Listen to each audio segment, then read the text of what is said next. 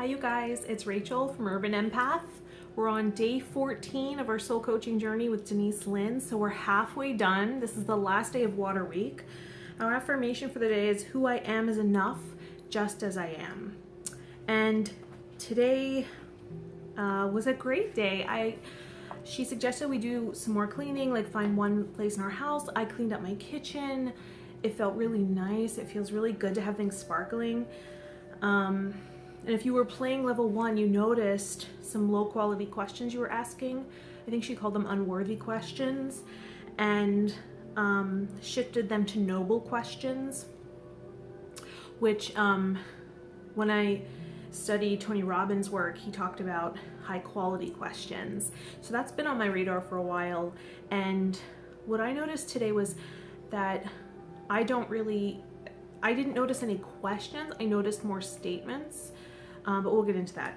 So level 2 was release victim thinking, and we went through one event where we felt kind of victimized, and there was a series of 4 questions that we answered around it to try to reframe it and see it in a different way and to take back our power. And then if you were playing full out at level 3, she called that choose your life. And it's funny because with Anadea Judith, she talked about the sacral chakra wounding again is a lot of victim mentality, a lot of feeling like we didn't choose something, because oftentimes we do things to get love, because we don't feel like we're enough, so we give and perform acts of service and things like that in order to feel loved. And so because of that, because that love is so essential, we don't feel like we have a choice in life. And so her assistant, I believe her name was Francesca. Fran. I called her Fran. So she was brilliant, and she talked about how she started affirming that she chooses. I choose. So this work is so amazing. I actually had a great day. I went shopping, which is always a great day for me. I went to I just bought this today. I thought it was so pretty and feminine and romantic, and just made me feel so nice. And I have shopping for clothes down to a science now. I know what styles look good on me and everything. But something that did come in along the lines of this work was in the fitting room, of course. Because I don't know if you know or if you've ever noticed, but the mirrors and the lighting in women's fitting rooms are horrendous. And I think it doesn't make sense to do that. Like, wouldn't you want women to think, wow, I look amazing in this, I'm definitely getting this? But it's not. Like, it's so funny because I was in the fitting room trying on different things, and I was like, oh my gosh, I look so bad today. And then I actually went to the restroom and looked in the mirror, and I was like, that's a different person altogether. It's crazy. So if you didn't know that, just know that, because while it seems like a shallow thing to feel beautiful, it's actually very important to women, most women, a lot of women. It actually feels very important to feel confident, and oftentimes our confidence isn't something that is stabilized. It's often something that feels different every day. And so I forget who I was reading, someone I really respected. So I listened to her advice, and she was saying, it might have been Doreen Virtue. I don't remember who I was reading. I'll have to get back to you on that. But she said something about how for women, doing something that makes you feel confident and beautiful every day, whether that be doing your makeup, doing your hair a certain way, having it styled a certain way or colored a certain way, wearing one piece of clothing that makes you feel really good, is actually really important for our self-esteem. And I don't think it was just looks. I think there was more things to do with confidence, like maybe a piece of jewelry that just made you feel like I guess like a lucky charm of sorts. I don't know, but it was like something to boost your confidence every day. So because it goes up and down. It's not something that is often stabilized. But I think you can shift the bottom, right? Like you can get to a certain point where it doesn't go lower than this point. Like I feel pretty good because of all these things. I can do one thing to really boost it today though. So I think that's the point. So yeah, so I was noticing that I felt horrible about myself in the fitting room mirror, and I had to remind myself that these mirrors aren't made for us to feel confident in ourselves. So you know, just I had to say, like, despite the way this mirror is making me look, I feel beautiful. I feel good about myself. I feel good in my body. And I've done a really good job since I did the KonMari method of clearing clutter and making sure I'm surrounded by things that bring me joy. I'm really good about shopping now because I only get things that I know will make me so happy and that I can wear right away. Not something that like, well, once I lose a few pounds, I can get into this. No, it has to be like, I'm wearing this tomorrow. I could wear this right now out of here. You know, that sort of thing. So I made sure I did that. I cleaned my kitchen. Level 2 release victim thinking. I actually, while I was in New York, I was working at a real estate office, a smaller company, and they paid for my training because you have to get certified, you have to get licensed as a real estate agent and everything, I think in every state. And so I took the tests, I passed, I got my license and all of that, and I started working at this agency in New York, and it was one of the worst times of my life. I mean, it wasn't like they were bad to me. I wouldn't say they were great people or of high integrity or anything like that. I mean, they're real estate people in New York, but and it's very competitive. A lot of bait and switch things going on and things like that, and it just felt so out of alignment with my soul, and it felt like a boys' game. Like I felt like they kind of like took care of each other, and that I sort of felt like I had to kind of manipulate to get things to go my way, and I just didn't like the feeling of it. Plus it's hard, it's challenging. I really underestimated how hard it would be because, you know, you're not given keys to a lot of these buildings and you have to break into them, and like it's crazy. Like you have to like wait for people to come home or ring all the bells, and you know how I hate to disturb people. It just was a terrible match for me, and I just I don't have a great sense of direction. Like I have the typical feminine idea of direction where I have to know each step instead of kind of being able to look at the bigger picture and know I could go a million different ways. I'm not like that. I kind of have that, I turn left here, I turn right here. So that's not really good for finding your way around. I got really good at asking people where things were, but I got lost so many times. Up in Inwood, I think, and there's parks up there. I think that's where I was. I was just always lost. But anyway, so terrible sense of direction. So the question was, if there was something that I was gaining from the situation, what might it be? I learned the city. I got to see parts of New York City I never would have seen before I left. Neighborhoods, apartments, parks, things like that. And it was, and I had the experience. Like I don't regret not trying, because I did it, you know, I kind of took the leap. And then the question was, why am I allowing this person or situation to victimize me? And at the time, the reason I got into real estate in the first place is kind of an interesting story and probably makes me look a little naive and weird. But I actually had a reading from a really famous psychic. Well, not really famous, but I guess kind of up there. And definitely a legacy of psychics in the family. So this was like the son of a very famous psychic. And he told me that I would make a lot of money in real estate. But he also told me that I needed to move to Southern California, which is why I believed him, because I hadn't said I wanted to be in California. And at the time I had known for years that that's where I wanted to go. And he kind of pinpointed it right away. Like, you need to be in Southern California, here, or here, like somewhere around there. And so he saw it right away for me. So when he said, you know, and I asked, like, at the time I was thinking about leaving New York because, for financial reasons. And so I wanted to give it one last ditch effort and be like, or make enough money so I could move straight away.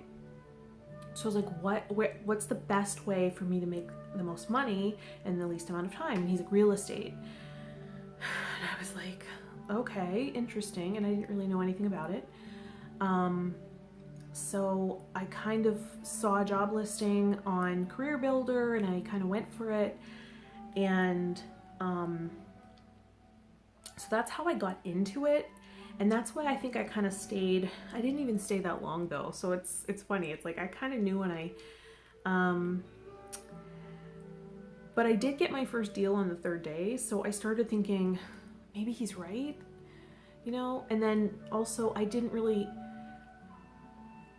felt like they had promised me one thing at the beginning and then they ended up taking out fees that I didn't know that I thought he had said we were going to split the fee or something, and then he ended up taking the full fee out of my cut and stuff. So it just felt like, I don't know, I just didn't feel right about it. Let's see. How can I change my perception of this event so that I don't feel victimized? Well, I kind of at this point chalk it up to experience and learning through contrast. So many times I've had experiences where something happened to me or I was in a situation and I kind of learned what I don't want to be or what I don't want to do or what's not right for me because it wasn't a good fit and it wasn't a good match, and I honored it. There were times where I overstayed places, but like I tend to be committed at work, and I want to do good work and not just kind of bail on people. But for this, I think that I did a good job. I mean, I took care of myself. It was one of the worst times in my life as far as depression and feeling like my life didn't have meaning. And I also kind of had this idea that real estate agents were respected and that it was kind of I guess like people would be seeking you out, and that it was like an honorable job, and you could have integrity, and it just seemed like, at least for New York City rental real estate, it didn't seem like that was possible. Although I did interview at another firm with a very nice person who I knew through my author friend. He like connected us. My friend Scott, who's an author, and he connected us, and I interviewed with him, and he seemed very legit and very ethical, and so I considered working with him, but it just felt like it was the real estate part that I thought maybe wasn't a good match. And the psychic did say I wouldn't like it. I'd probably not like it very much, but it would make me money. So I was thinking maybe I could just do this temporarily until, I can really afford to go and be where I want to be and do what I want to do. But it didn't work out that way. But so I changed my perception by feeling like I learned through contrast, and that I tried something. I took a risk. I did something.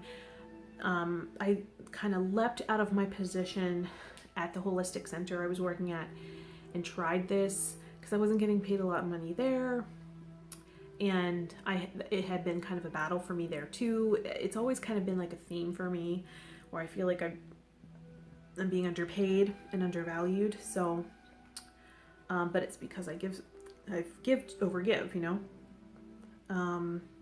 And then the fourth question, I have choices. Do I need to stand up to this person? Do I need to walk away? Do I need to change the context in which I view the situation? And I totally walked away. I think I gave it 3 months, which I think was the contract. I had to be there for 3 months, and then I left. It wasn't a good fit. I did not like it. Okay, level 3. So that was that. That was for level 2.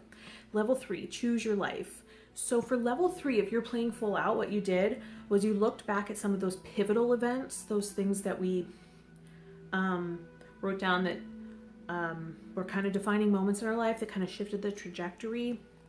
And we affirm, I choose this experience and I unconditionally accept this event in my life, especially if you don't feel that that's possible, especially if it's something that's really charged, something that you really feel victimized, you know, that it's amazing. Like I started doing that with my pivotal events. I started thinking back to all the things, like the Catholic Mass thing with the priest who wouldn't say body of Christ and treated me really unfairly, and made me feel unwelcomed. I said, I choose this, and that was my spiritual awakening. So yeah, I can see why I would have chosen that. The wounding I experienced as a child, the perception of being rejected by my mother,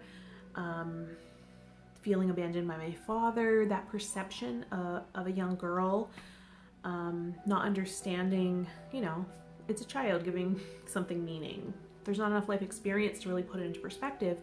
So carrying that belief with you into adulthood, it gave me this spiritual pain and these wounds to heal, to put me on a spiritual path, to connect even more deeply with myself. So I can see why I would choose that. Connect more deeply to myself and also rely more on God, the divine source, spirit. And there are definitely times where things feel pretty dark and I feel less connected and I feel less trusting and I feel a little bit of despair. But I always come back to that connection because it's always there, it's unconditional, it's unlimited, and it always fills me and it always satisfies.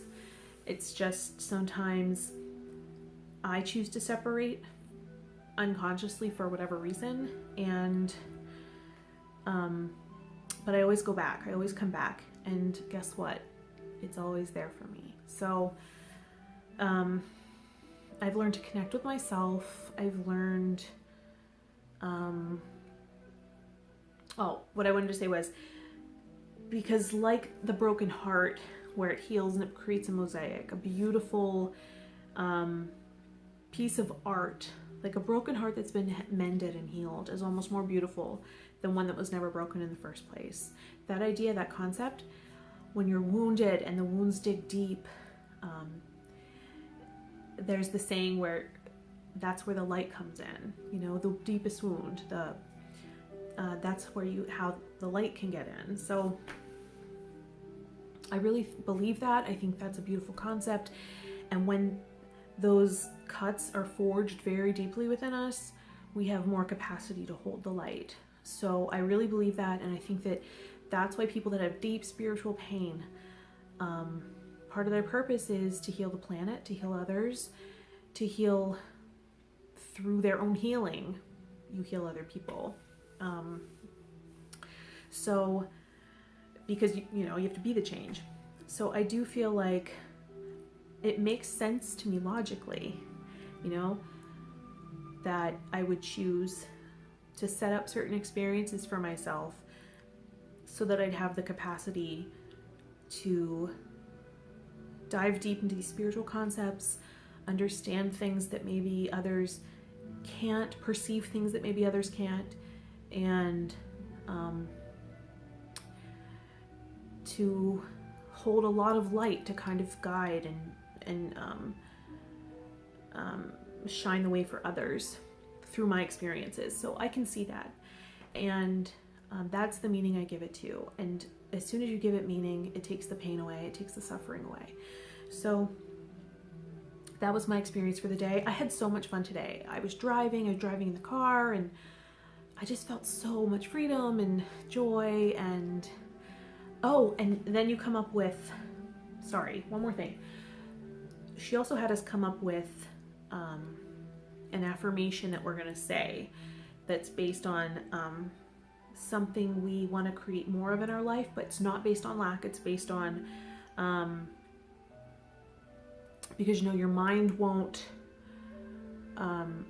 might perceive the lack. So the affirmation I came up with was, I want to discover ways to become even more prosperous, and acknowledging that I'm already prosperous, that I already have prosperity, makes the universe treat me in that way and provide for me in that way. So that's the idea. You can do that as far as love, as far as anything you want to create more of, anything you want to create any of.